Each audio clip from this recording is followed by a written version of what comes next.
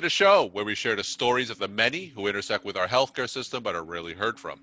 My name is Kevin Pho, founder and editor of KevinMD. Today on the show, we have Jennifer Lysette. She's a hematologist oncologist, and she wrote the KevinMD article, What I Learned from Stepping Away from Medicine for a Year. Jennifer, welcome to the show. Thank you for having me, Kevin. I'm excited to be here. So we'll get into your article in a little bit, but first off, can you share your story and journey to where you are today? Sure. So I'm a community hematologist oncologist, and I've been in post-fellowship practice for about 15 years, and the latter half of that in rural community practice in Northern Oregon. And a few years ago, I found myself among the 50+% of our profession suffering from burnout. And it culminated in me actually leaving the practice of medicine altogether. And looking back, I actually didn't know what was wrong at the time. I didn't recognize at first I was suffering from burnout, and unfortunately I don't think anyone around me did either. I just remember feeling so broken personally and part of a system so broken that it felt unsustainable. And I was able to recognize on some level that I needed to leave. I needed to leave to figure out what was wrong and to hopefully find my way back. When I left, I didn't really have a plan. I didn't know how long I would be out. I thought maybe 6 months. But 6 months after I left, the pandemic hit, and it was a very surreal time to be not in practice. I graduated medical school in 2000, so to be a physician of 20 years, and my whole lifelong dream had been to be a physician since I was 12 years old. For me, it was a very deep calling, as it is for most of us, and to then not be in practice during this medical, crisis of our lifetimes was a very strange experience. And with the help of a life coach, I just started figuring out how I could return, even though, I'm not an ER doc or a pulmonologist or an intensivist, so I knew I wouldn't be, necessarily treating people with COVID. I wanted to be there for my patients. And so I'm happy to say I did find my way back, and I've been back in practice now part-time for about 8 months. Now, before you took that break, was there any specific event that caused you to temporarily leave medicine, or was it just a culmination of things that caused you to leave? That's such a great question, and I've been thinking about that, and it wasn't any one event. It was the culmination, but there are a few things that really stick out in my mind from that time. And I feel like to someone not in medicine, these all might sound like not so big a deal, but it was really the culmination of 20 years of these events. But a couple I recall. So in terms of the system, I just had this most ridiculous and frustrating prior authorization denial ever. So I had a patient who had been on a chemotherapy that was showing a good response, and we had to pause it so the patient could undergo a surgical procedure. And then 6 weeks later, we resumed it because it was working. We didn't stop it for toxicity or for progression. And the insurance company denied it. And I was on the phone with the so-called peer-to-peer, and they continued to insist on denying it. And I found myself literally begging for this patient's life, that this was a treatment that was working. And thankfully, they eventually, I wasn't going to get off the phone without that approval, and I got it. And we all do so many of those calls, but that one just, really just, kind of crushed my soul.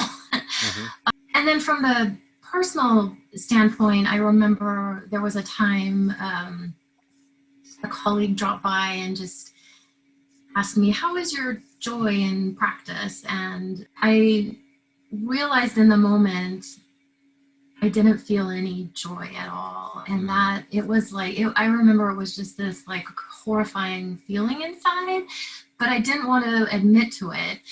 So I did what we all do, right? I said, fine, I'm fine, everything's fine. Um, and then from the personal front, it just, with my family, I remember there was an evening when we were home, the family sitting around, and I asked my husband a question, and he said, "Oh, I was just going to email you something." And I said, "What?" I said, "We're sitting in the same room." And he said, "Well, you just had that look on your face." Mm-hmm. And I knew the look he meant. It was the look of just not being there, not being present. And so those are just three things that maybe to help illustrate, and I know that every physician listening to this will get it. Maybe non-physicians won't get it, but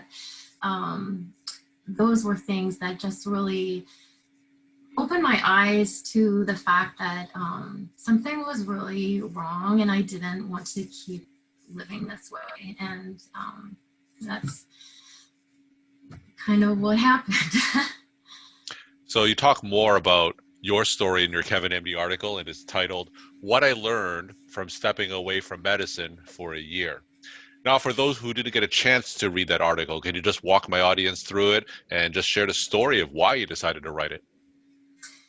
Yeah, absolutely. And I just want to say thank you again for publishing it and for inviting me to talk about it. I want to first just explain the story of how I found my life coach, because I know this is a new thing that many people are doing, but for me it was something I actually didn't seek out, but I for several years have been doing writing, and it's sort of my self-care, and it's really helped me in my recovery from burnout. And I was invited to read a piece at a narrative medicine event in Portland, Oregon, with the Northwest Narrative Medicine Collaborative. And one of the other women there, reading her piece, we started chatting afterwards and got to talking. And she told me she was a life coach, and I didn't really even know what that meant or believe it was really a real thing, to be honest. And so she gave me her card, and then it was months later after I left practice that I thought of her, and I went to her website and started looking at some of the resources she had, and they all really resonated with me. And I thought, well, I have to do something. I have to do something to figure out, what's going on with myself. And it was starting to enter my mind like, oh, I think I'm burned out.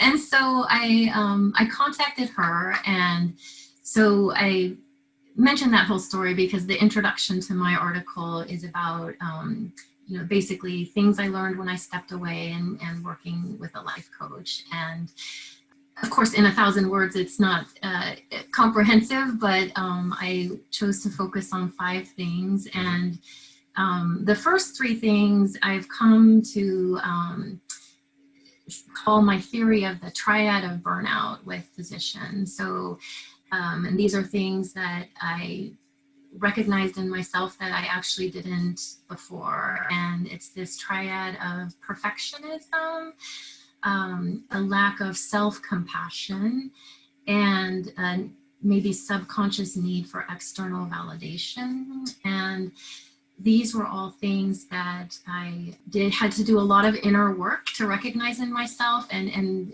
to be honest, it wasn't easy to have to admit them to myself. But since I've done so, it's made such a huge difference in my life. And a part of that is really learning to allow vulnerability, which as physicians is really difficult to do because, we're really trained to believe that we are superhuman. We don't need to eat. We don't need sleep. We don't need to acknowledge our emotions. We just need to suppress it all down and keep going. And I learned that after 20 years, that has a cost, and that cost for me was burnout. And so even though writing a piece so vulnerable and even speaking with you right now, this is something way out of my norm, but I'm trying to put myself out there and share my story in hopes that it can help others.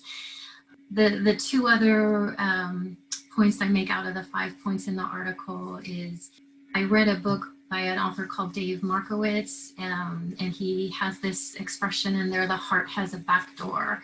Mm-hmm. And for me as an oncologist, this was huge, because I realized that it's okay to hold things and let them go out the back door. And I know for some people this is going to sound kind of out there and different and not what we usually talk about as physicians, but that's just been a visualization that has really helped me in my practice. And with my life coach, I've learned, I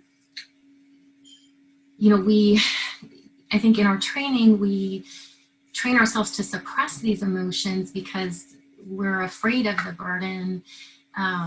But it's actually better to feel them and then let them go.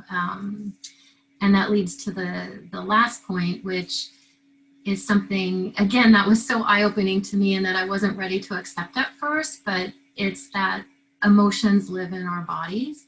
And of course, we see this in our patients all the time with, stress-related illnesses and things that we, do all the medical workup and find nothing's wrong, and then, try to talk to them about the other things in their lives that might be affecting them.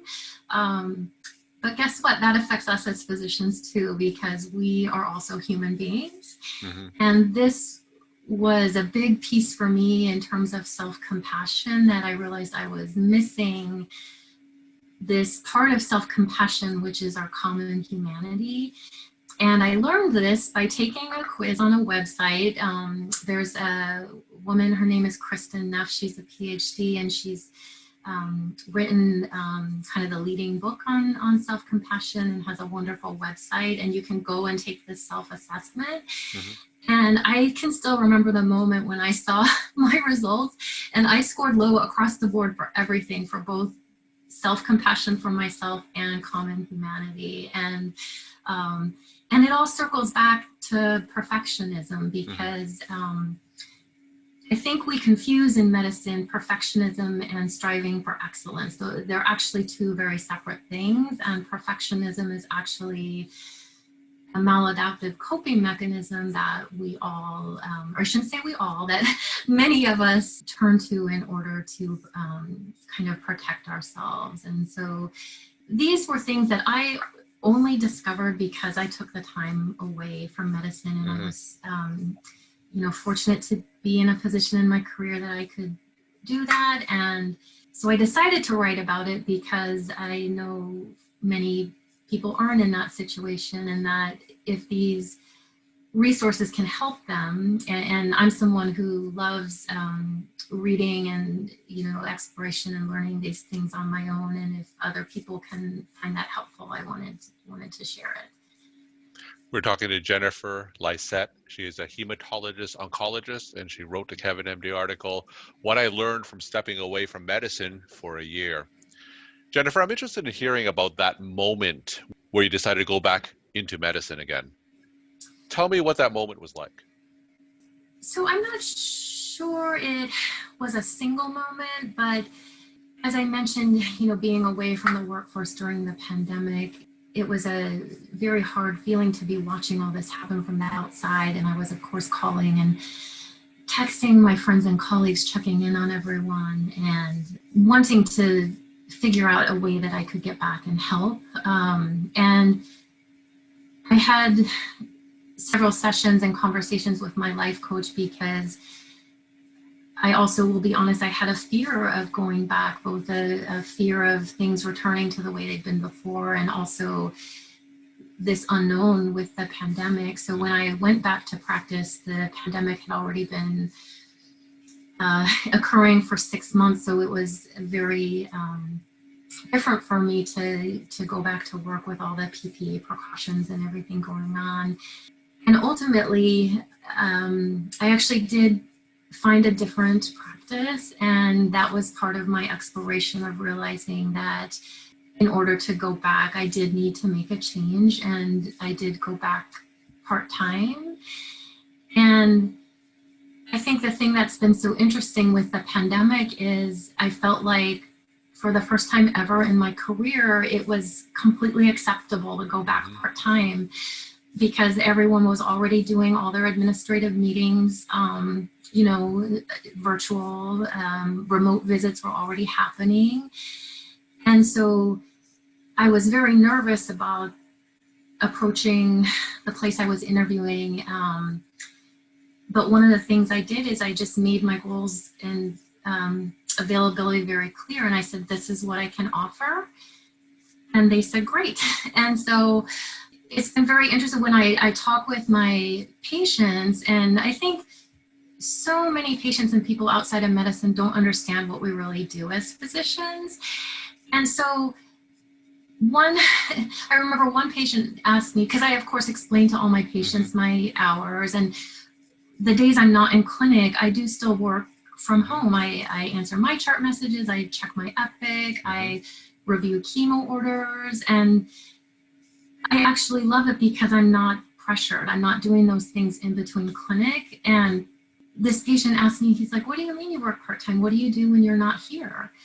And so I used to answer that by saying, well, I have kids and I'm with my family, but I did something different this time. I said, well, I work from home because it's true. That's what I do. And so I've started having those conversations more with my patients. And I think hopefully more and more of us can be able to do this in practice, and there will be more recognition that all the things that we do can't be compressed into a clinic day, which is of course what also builds up and leads to burnout. Let me ask you that question that your colleague had asked you years ago. Are you now finding joy in medicine? I am, very much. It's been so rewarding to be back in practice in my community. We care for a very vulnerable rural population, and I feel like I have value to my organization again, which is another piece of burnout we didn't touch on. And I am happy to be able to answer that question, yes. And my final question, what is your take-home message that you want to leave with the Kevin MD audience? I think if I could distill it down to one message, I would say the only way to win at this game is to own your own truth, to be authentic to yourself. And it might mean you have to make some big changes, but I think it's worth it. And thank you for letting me share my story. Jennifer, thank you so much for sharing your time, insight, and story. And thanks again for being on the show. Thank you, Kevin.